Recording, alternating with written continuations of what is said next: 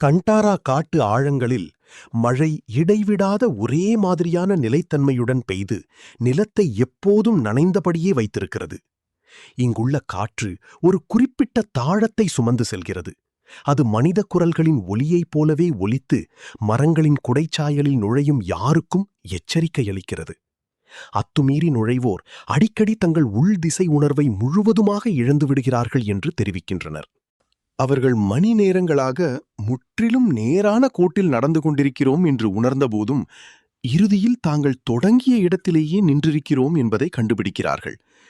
இதற்கிடையில் நிழல்களிலிருந்து தெரியாத உருவங்கள் தங்களை பெயரால் அழைக்கின்றன என்று அவர்கள் கூறுகிறார்கள். அறிவியல் இந்த அனுபவங்களை ஒளி மாறுபாட்டின் மூலம் விளக்குகிறது. மிக அதிக அடர்த்தியான காட்டில் ஒளி அலைகள் ஒன்றோடொன்று மோதும் மரத்தண்டுகள் மற்றும் அடர்த்தியான இலைகளில் மோதி திரும்பி திசை மாற்ற ஒளிகளை உருவாக்குகின்றன. இதனால் மனித மூளை உண்மையில் அதிர்வுகள் மட்டுமே இருக்கும் இடங்களில் குரல்களை கேட்கிறதாக மயங்குகிறது.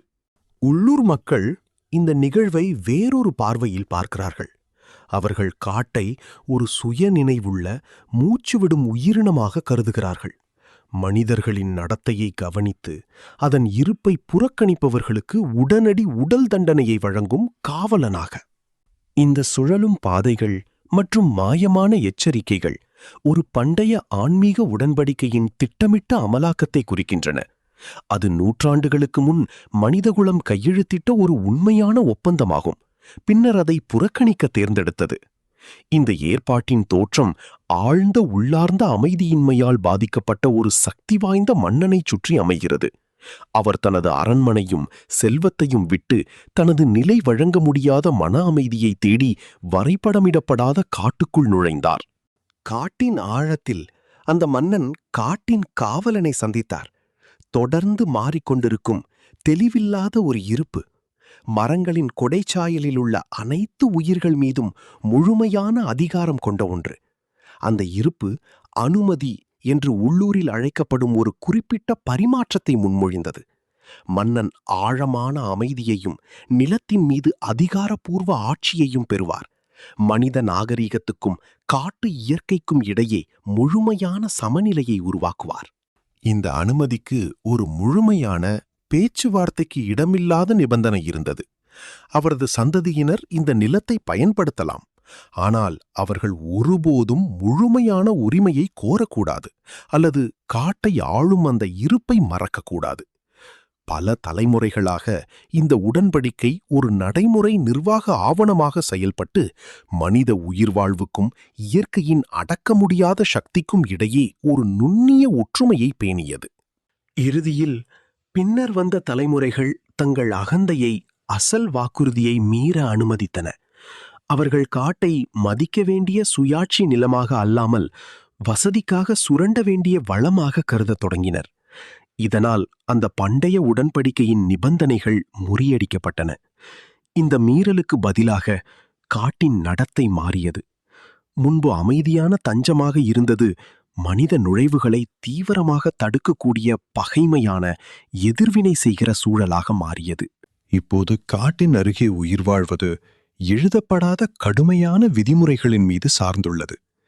உள்ளூர் மக்கள் தடை செய்யப்பட்ட பகுதிகளை தவிர்க்கிறார்கள்.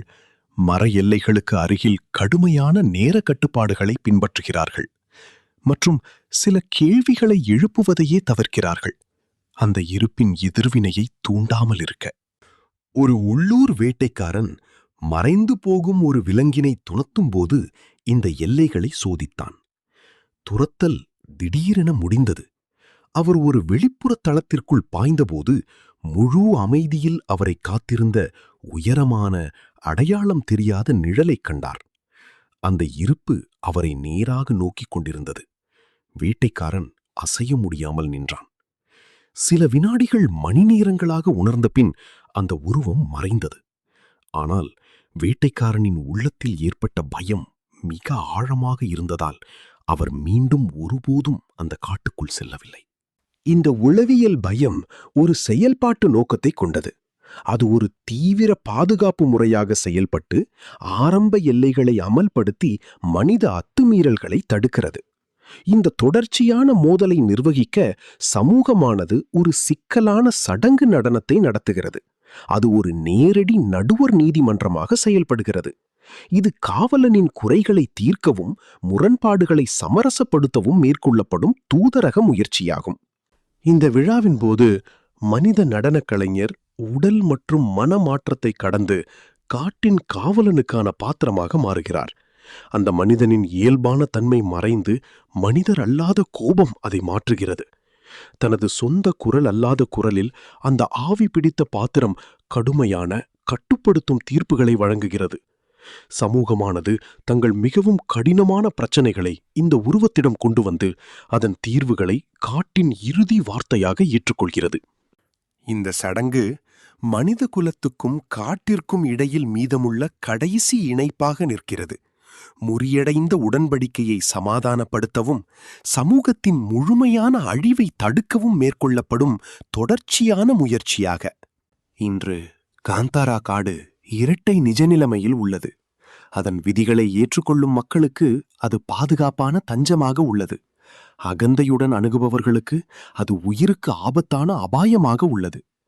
மனித விரிவாக்கத்தின் அழுத்தம் சுருங்கும் இயற்கை வாழிடங்களை தள்ளும்போது அதிகபட்ச மோதல் புள்ளி உருவாகிறது. கானாரா புராணம் அந்த மோதலின் விலையை இந்த சமூகம் எவ்வாறு வரையறுக்கிறது என்பதை காட்டுகிறது. காடு வாழ்க்கைக்கு தேவையான அனைத்தையும் வழங்குகிறது. ஆனால் மனிதர்கள் தங்கள் இடத்தை இந்த பெரிய அமைப்பில் மறந்தவுடன் அந்த பரிசுகளை உடனே திரும்பப் பெறும் சக்தியையும் அது வைத்திருக்கிறது. இங்குள்ள நிகழ்வுகள் ஒளியின் இயற்பியலிலோ அல்லது ஒரு பண்டைய இருப்பின் தீர்ப்பிலோ அடிப்படையாக இருந்தாலும் விளைவு ஒரே மாதிரியானது. மனிதர்கள் தங்களை சுற்றியுள்ள உலகின் மீது முழுமையான கட்டுப்பாட்டை செலுத்த முடியாது. இந்த விளக்க முடியாத மர்மங்கள் இயற்கையின் மிகச் சிறந்த மற்றும் நிரந்தரமான பாதுகாப்பு முறைகளாக உள்ளன. மனித நினைவுகள் தோல்வியுற்றாலும் கூட இயற்கையின் எல்லைகள் மாறாமல் நிலைத்திருக்க அவை உறுதி செய்கின்றன. இந்த மாதிரி நான் இன்னும் நிறைய வீடியோ போடுவேன். அந்த வீடியோவெல்லாம் மிஸ் பண்ணாம இருக்கணும்னா நம்ம சேனலுக்கு ஒரு சப்ஸ்கிரைப் பண்ணிக்கோங்க.